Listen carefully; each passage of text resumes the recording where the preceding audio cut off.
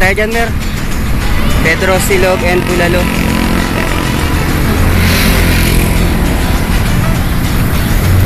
Diyan na lang. 24/7 pala yan sila. Tara. Yo, what's up mga kagala? For today's video, dito po kami kakain sa Pedro's Silog and Bulalo. So hinihintay na lang namin yung iba naming mga kasamahan. Kasama ko ngayon yung birthday boy. Dahil birthday ni Kagalang Jomer, kakain kami dito. Mer, bati-bati mo dito. Happy birthday. So yun, dumating na po yung isa naming kasamahan, si Bukog. Alright, batiin nyo naman happy birthday si Kagalang Jomer. Sino may birthday? Jomer eh. Ano? Grabe naman yan. Sakto talaga kayo. Sakto. Kaya nga eh. So dito na lang tayo, Mer. Pedro Silog and Bulalo. Ayun o.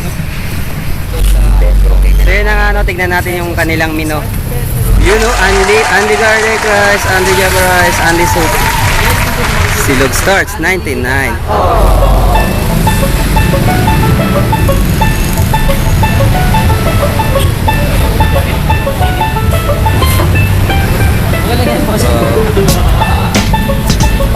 First review natin, malinis po yung lugar.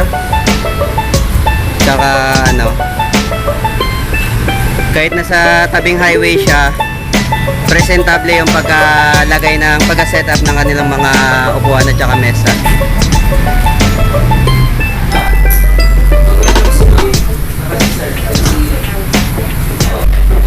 Hello po, good afternoon. Welcome to Pedro Silog.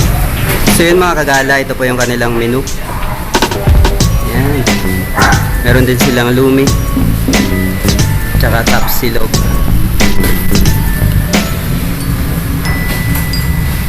Napakalinis po ng setup ng kanilang lugar. Mula dito sa tabi ng highway hanggang dito, makikita nyo po yung kalinisan. Hanggang doon sa loob, pati sa kitchen. Ginagawa mo! Pili tayo katabi.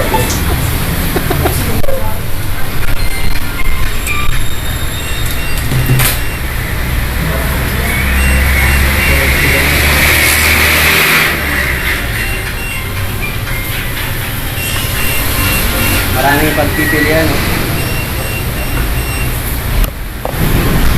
Mac, ano order mo? Tapsit po sila. Toast. Better. Bulalo. Top silog. So yun nga no, mga kagala, hinihintay na lang po namin yung aming order dito po sa Pedro Silog. Dito po yan sa kahabaan ng National Highway, Barangay San Pedro po. So kita nyo naman, pagpasok pa lang natin kanina, mapapansin nyo na agad yung malinis yung lugar nila. Tsaka may CCTV po sila dito, kaya safe po yung inyong mga gamit at tsaka yung pagkain nyo dito. So ano man yung mangyari dito, meron po silang review sa kanilang CCTV. So tara, hinihintay na lang natin ating pagkain at kakain na tayo dito sa Pedro Silog. Siyempre kasama natin si Kagalang Makmak, tsaka yung ating birthday boy Jomer Morphe, tsaka si Ian, tsaka si Motor Serie. Alright,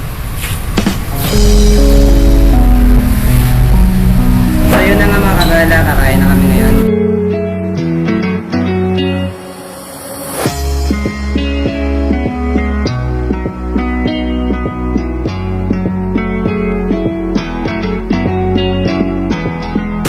So yun mga kagala, tapos na tayong kumain. Kita nyo naman, hinanamnam ko yung aking bawat subo dahil nakakabusog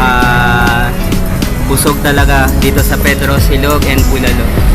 So isa ito sa mga pwede ninyong kainan dito sa Puerto Princesa. Bukod sa ibang masasarap ang mga lugar dito, i-consider nyo na rin mga kagala na isa ito sa masarap na kainan dito sa Puerto Princesa.